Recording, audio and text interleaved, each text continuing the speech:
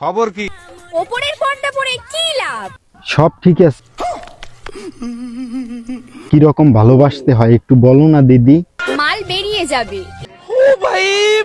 नहीं ये मजाक हो रहा है, एक सेकंड यार मजाक। এটা জানার পরেও চুষতে থাকার নামই হচ্ছে ওমা তাই?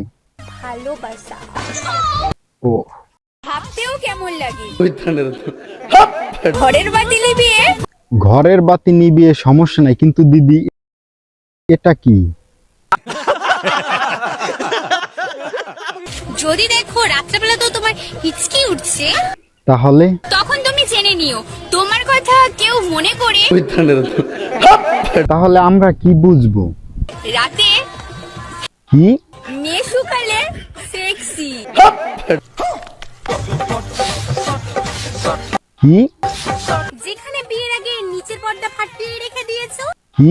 তাহলে আসো পাগলি, তোমাকে নিয়ে আমাদের বংশের বাতিটা জ্বালাই। অনেক খোঁজাখুঁজির পর দিদি তোমাদের জন্য একটা বর পেয়েছি।